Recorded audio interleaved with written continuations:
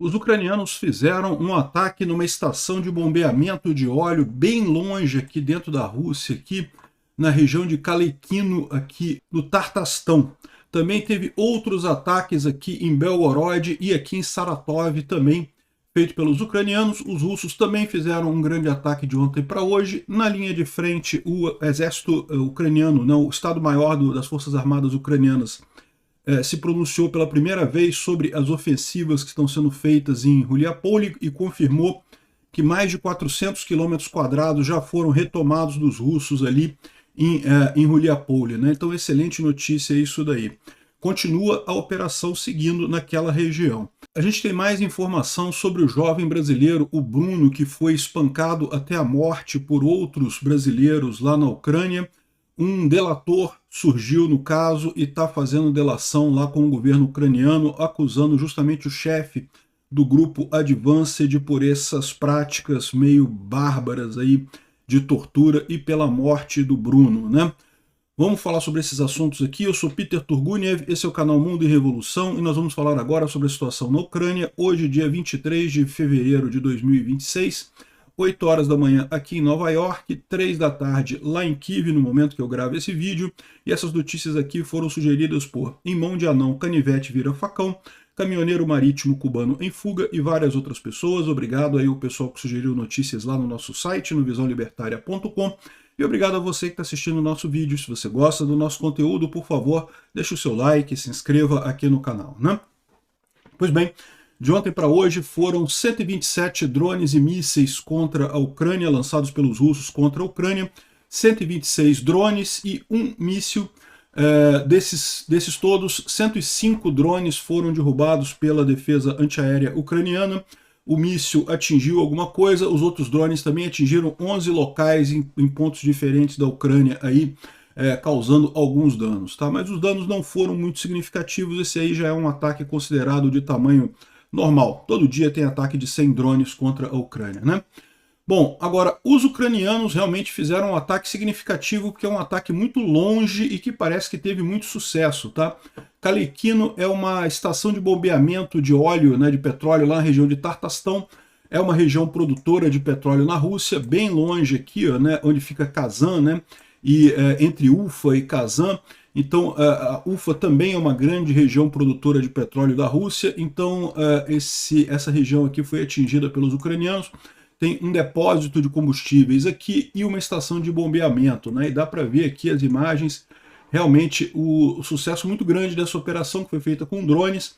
Olha lá, a estação de bombeamento pegando fogo com bastante força ali, né? Muitas imagens aqui do incêndio, um monte de imagens na verdade. Tá aqui, o que pegou fogo seria essa unidade aqui, esse grupo de tanques que está aqui, né? E são tanques de petróleo, o que significa que eles vão pegar fogo até acabar o incêndio, não tem como parar esse incêndio aqui. Aqui tem mais imagens agora da estação de bombeamento pegando fogo ali. E aqui outra visão também. Enfim, um ataque com muito sucesso pelos dois motivos. Primeiro, porque foi longe pra caramba, e segundo, porque aparentemente conseguiu pegar em cheio a estação e tá tudo pegando fogo por ali. Uma excelente notícia, né?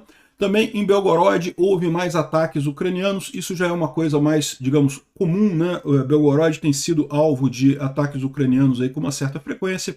É uma cidade próxima da Ucrânia e que tem sido usada como um exemplo de retaliação ucraniana, né? Os russos destroem os equipamentos elétricos ucranianos, os ucranianos fazem o mesmo com Briansk, Belgorod e outras cidades ali próximas da Ucrânia, né?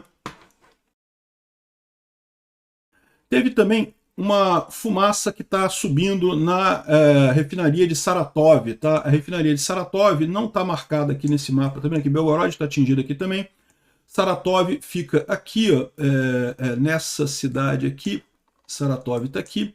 A refinaria fica aqui, ao sul de Saratov, e não tem, em princípio, nenhuma indicação aqui de ataque. Mas a refinaria lá está pegando fogo. Não sabemos se foi algum acidente, se teve algum... Pode ter sido um acidente, né? Pode ter sido algum estouro que deu lá. Como eu falei para vocês, essa guerra, entre outras coisas, tem causado uma dificuldade de manutenção da infraestrutura russa muito grande, né?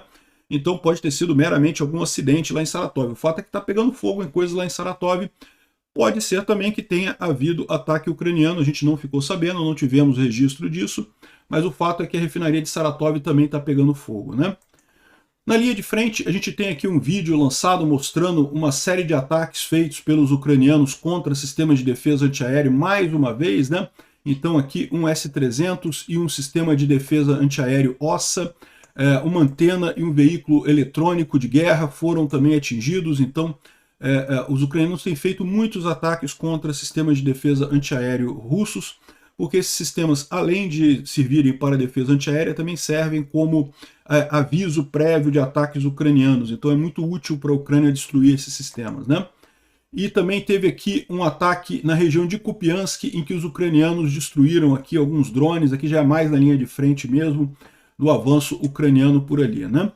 Bom, a notícia positiva, evidentemente, na linha de frente, é o avanço ucraniano ali em Huliapole. Aqui o Tendar traz as informações. A Ucrânia, as forças ucranianas lançaram um contra-ataque, operações de contra-ataque na região temporariamente ocupada pela Rússia de Dnipropetrovsk, e completamente liberaram áreas de forças russas, cerca de 300 quilômetros quadrados, ele está dizendo aqui. A gente vai ver que hoje o comandante do exército ucraniano, Syrskyi, fez um pronunciamento oficial falando que foram 400 quilômetros quadrados liberados dos russos aqui. Lembrando que essa operação é tida por muita gente como mera limpeza, por conta de que os russos de fato não tinham o controle dessa região, né? Eles avançaram ali, mas tinham uma pessoa ou outra lá, não tinham grande controle ali, não tinham capacidade defensiva real nessas cidades, então foi basicamente uma operação de limpeza dos ucranianos, né? Aqui algumas imagens que mostram o avanço ucraniano ali na região, que começou em Ternovat, vocês lembram, foi o primeiro lugar liberado pelos ucranianos na direção de Huliapole, e outros vilarejos seguiram depois disso, né? Aqui está o pronunciamento do Syrskyi, que falou numa entrevista ontem. O comandante-chefe Alexander Syrskyi disse que desde janeiro 400 km² de território foram restaurados para controle ucraniano, segundo ele disse, né? Então, excelente notícia, é a primeira vez que há um pronunciamento oficial sobre essa ofensiva ucraniana. Até aqui a gente sabia que a ofensiva estava acontecendo pelo relato dos soldados, pelas informações que surgiam da linha de frente, mas não havia ainda um comunicado oficial, né? E é lógico, ainda não temos informação sobre qual o objetivo dessa ofensiva, porque, como vocês sabem, a estratégia ucraniana não é ligar para território, não estão preocupados com território, estão preocupados com atritar o exército russo o máximo possível, né? Aqui, ó, o blogger militar russo, o Romanov, diz que vários vilarejos na região de Kramatorsk não estão de fato sob controle russo, apesar de relatórios oficiais dizendo isso, e forças ucranianas continuam em vários vilarejos, inclusive Mirnograd, Toretsky, Chassivyar, Novopavlivka, Pavlivka, ainda estão sob controle ucraniano, e, ou seja, ele está falando aqui um ponto que é muito comum de fato, que os russos dizem que liberaram um vilarejo, eles chamam isso de liberar o vilarejo no crédito, porque eles acham que vão liberar o vilarejo, e daí já reportam para o superior adora dizer isso para o comandante russo lá, para os altos escalões russos lá, mas na prática o vilarejo não está liberado, né? E aí isso gera uma série de problemas para os russos. O blogger militar aqui, o Romanov, ele está criticando essa tendência que o pessoal tem de dizer que já tomou coisa quando na verdade não tomou ainda, né? Tem sido muito comum isso no exército russo e acaba ajudando a Ucrânia, então eu acho que é uma boa prática, o pessoal pode continuar fazendo isso.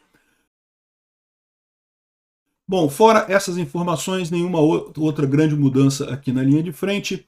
Aqui, ó, o Chris Ou, ele traz aqui para a gente a informação de que o desligamento da Starlink acabou tornando as operações de colocar bandeira russa muito mais arriscadas para os russos, né? Era isso que os russos estavam fazendo naquela região ali. Mandavam pequenos grupos para ir na cidade, botar uma bandeirinha russa e ó, tomamos a cidade, tá aqui, tem a bandeirinha russa e coisa e tal. Mas, como eu expliquei para vocês, não havia, de fato, uma posição defensiva russa ali, ou havia uma meia dúzia de soldados só, o que não garante defesa alguma. Então, o que acabava acontecendo nesses casos é que antes já era complicado para os soldados fazerem isso, agora, sem a Starlink, se tornou uma tarefa praticamente suicida, né? A Starlink é quem fornecia a comunicação, a capacidade de comunicação das pessoas ali, dos soldados russos, nessa situação, nessas infiltrações que os russos faziam. Isso é infiltração que está acontecendo, né? E agora ficou muito mais difícil, né? A prática de colocar uma bandeirinha e mandar um grupo de soldados para dizer, botar essa bandeira lá e dizer que tomou a cidade através de um relatório de vídeo, isso tem se tornado cada vez mais prejudicial, né? Badly, né?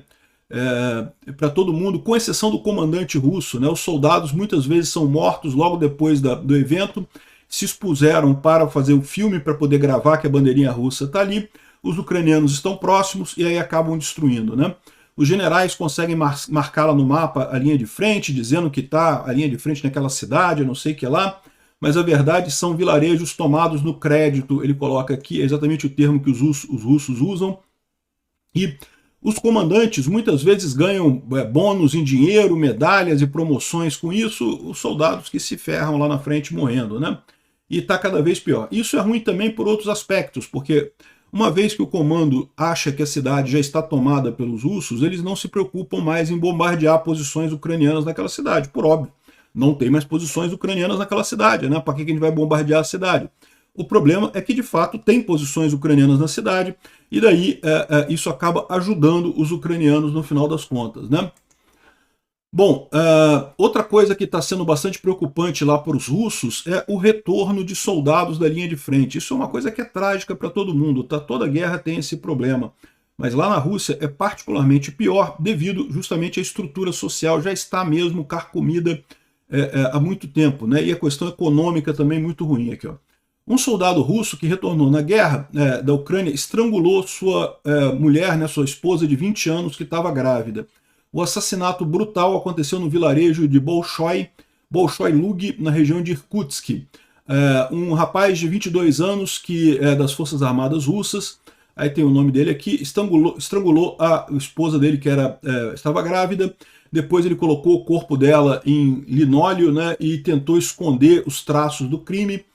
Isso foi no dia 8 de julho, os parentes descobriram o corpo da vítima, mas o soldado já tinha fugido. Ele tentou se esconder em Kursk, na região de Kursk, e foi subsequentemente preso, né? A mãe da mulher que foi morta disse que a filha dela estava com um relacionamento com ele, e ele era muito agressivo com qualquer decisão, e não deixava ela fazer nada, enfim, e acabou matando a esposa, né?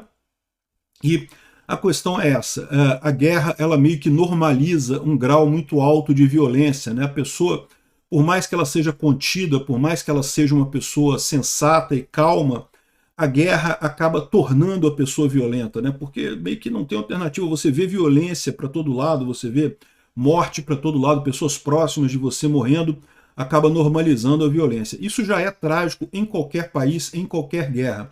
Mas na Rússia é particularmente ruim devido à cultura russa, que já é uma cultura violenta, excesso de bebida e também a questão econômica que já está catastrófica por lá, né? Bom, o Zelensky disse que a OTAN deveria considerar o Oreshnik como um alvo legítimo, né? A Ucrânia tem atingido os pontos de lançamento de Oreshnik na Rússia, aqui em Kasputin Yar, aqui em Astrakhan, que é onde os russos lançam o Oreshnik, e daí os ucranianos atingem essa região aqui, já fizeram isso várias vezes. Só que a gente sabe agora que tem Oreshnik em Belarus também, né? E os ucranianos sabem onde está a base de Oreshnik em Belarus aqui.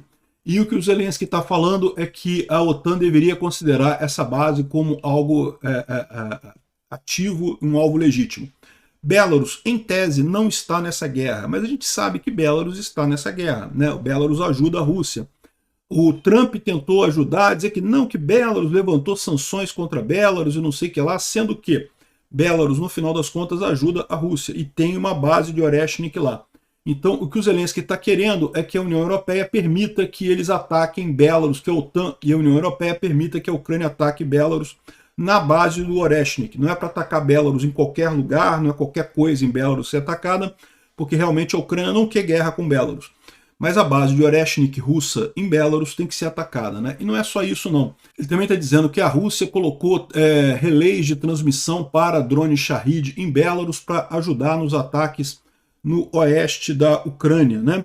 Então, você sabe, os russos volta e meia fazem ataques aqui em Lviv, em Rivne, outras regiões aqui da Ucrânia, e para chegar o drone daqui até aqui, eles têm problemas, então eles têm usado justamente bases de retransmissão aqui em Belarus, para o sinal chegar até esses drones e eles conseguirem controlar os drones nessa região.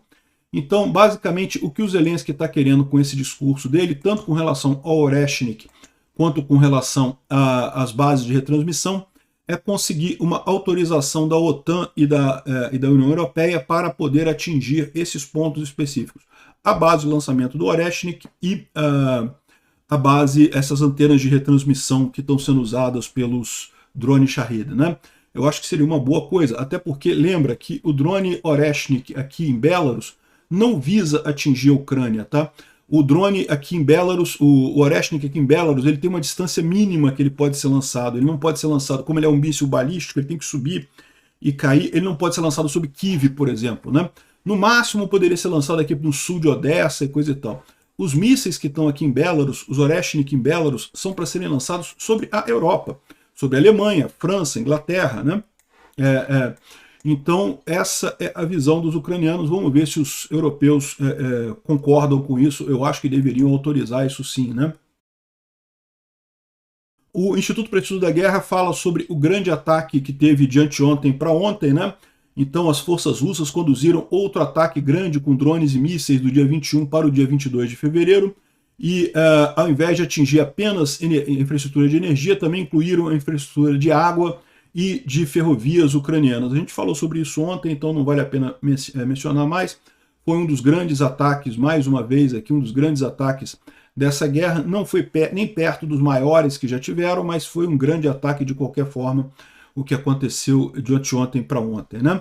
Bom, amanhã fazem 4 anos essa guerra, né? Ou seja, essa guerra faz 4 anos amanhã, e entramos no 5º ano da guerra mais uma vez. É uma data que é muito significativa, né? É possível que os russos usem isso para fazer mais ataques. Pessoal, só para avisar vocês, essa fumacinha que vocês veem aqui do lado, eu estou aqui em Nova York e quando dá nevasca aqui fica muito seco, o ar fica muito seco. Então eu boto um umidificador aqui do meu lado, tá? Só porque tem um umidificador aqui do meu lado que está fazendo essa fumacinha, de vez em quando aparece a fumacinha aqui. Mas é só para alertar vocês disso, tá? Tá tendo uma nevasca muito grande aqui em Nova York, mas tá tudo bem, aqui no apartamento não tem problema nenhum, mas está muito seco, o ar fica muito seco com isso. Bom, aqui, olha só que curioso, o carnaval em Portugal mostrou aqui o Zelensky como um super-herói aqui, ó, combatendo o diabinho, a baratinha do Putin aqui, ó, o Putin é a baratinha dele aqui, a baratinha Z do Putin, né? Achei bacana aqui. Isso aqui é o carnaval lá em Portugal, né? Olha que legal, muito bacana mesmo. Entre aspas, escola de samba deles lá, né? Eles fazem um bloco lá, né? Muito bacana, né? Bom, uma notícia muito positiva, um burocrata russo acidentalmente mandou um e-mail e colocou todos os parceiros do campo 2 ao invés no Blind Carbon Copy, né? Ou seja, ele abriu o e-mail dele que falava com vários contrabandistas e várias pessoas envolvidas em contrabando de material e lavagem de dinheiro para a Rússia, abriu o nome dessas pessoas todas, né? Então agora a gente tem um monte de informações sobre quem são essas pessoas, quem são esses empreendedores que estão ajudando os russos a contornar as sanções. Aqui tem o nome das pessoas aqui, das empresas e coisa e tal. Skyon Solutions, Xeon Trade, Vertex Enterprise, eu não vou ler todos aqui. O fato é que isso daqui é uma mina de ouro para o pessoal que está investigando essa quebra de sanções e vai dar uma vantagem muito grande aí para essa investigação e dificultar esse contrabando russo, né? Esse contorno das sanções da Rússia, né? Então, um descuido de um burocrata russo acabou revelando essas informações e o pessoal está fazendo a festa com isso, né? Pois bem, como eu coloquei, amanhã faz 4 anos do início dessa fase mais brutal da invasão russa na Ucrânia, né? A guerra da Ucrânia já começou em 2014, então já tem mais de 10 anos, mas a guerra, a parte mais crítica, né? A parte mais intensa dessa guerra começou no dia 24 de fevereiro de 2022, né? E já no espírito dessa data saíram algumas informações aqui. O Budanov disse que a falha da operação de Kiev em 3 dias aconteceu devido a esse resultado da cooperação com serviços especiais ocidentais, de acordo com uma investigação do Guardian. Tá? O GUR, que é a unidade do exército ucraniano que era controlada pelo Budanov, estava preparando para uma guerra grande antes do início da invasão. As publicações notaram que enquanto havia um ceticismo entre os círculos políticos, muita gente não acreditava que o Putin fosse invadir. Eu era uma dessas pessoas, tenho que confessar, já falei aqui, falei mesmo várias vezes no canal antes de dizer, não, o Putin não vai fazer essa loucura, o Putin não é maluco de fazer esse tipo de coisa.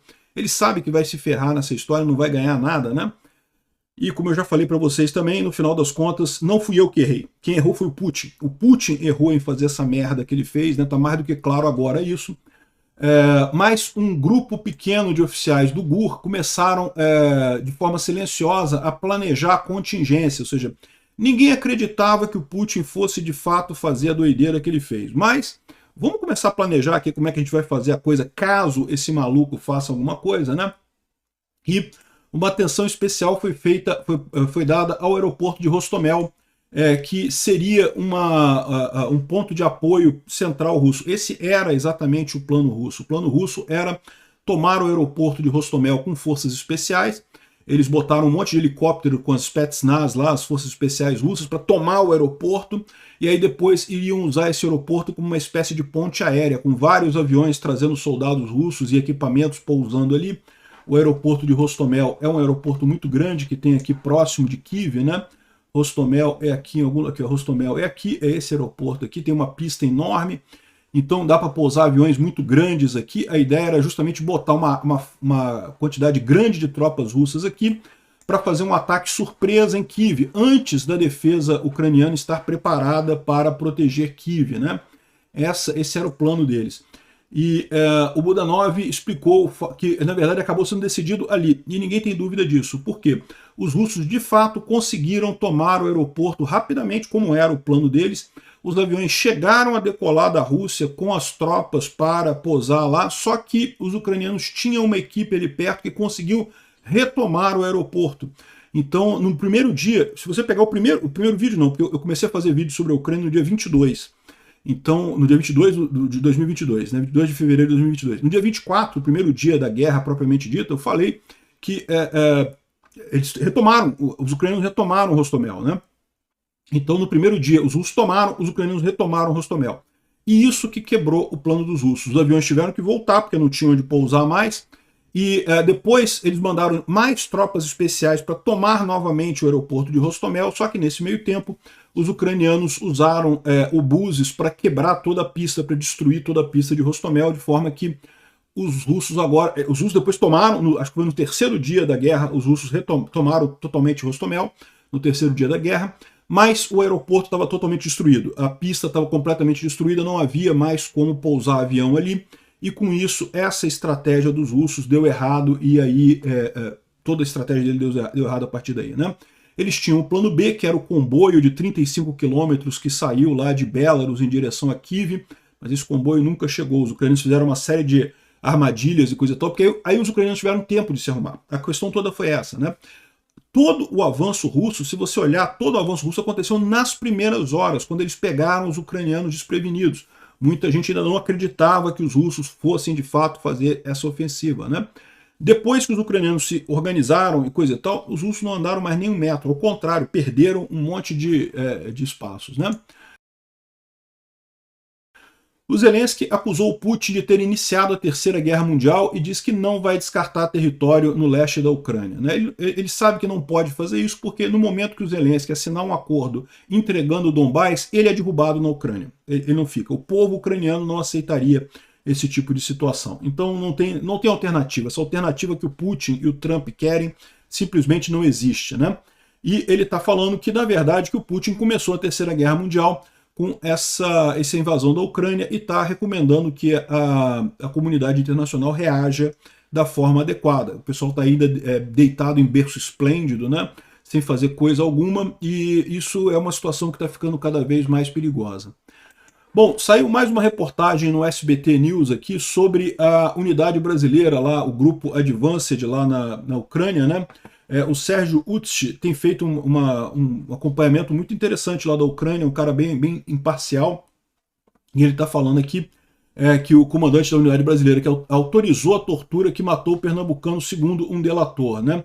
O braço direito de Leanderson Paulino, ele desertou do grupo, fugiu da unidade e agora está sob proteção das autoridades da União Europeia, está delatando esse Leandro Paulino, que é o cara responsável pela tortura e coisa e tal. E essa unidade Advanced que eles estão falando lá, e esse aqui é o Bruno, que infelizmente faleceu há alguns dias, muito trágica a morte dele. A gente mostrou os vídeos do tipo de tortura que era feito ali, né? Já me mandaram também imagens da tortura do Bruno.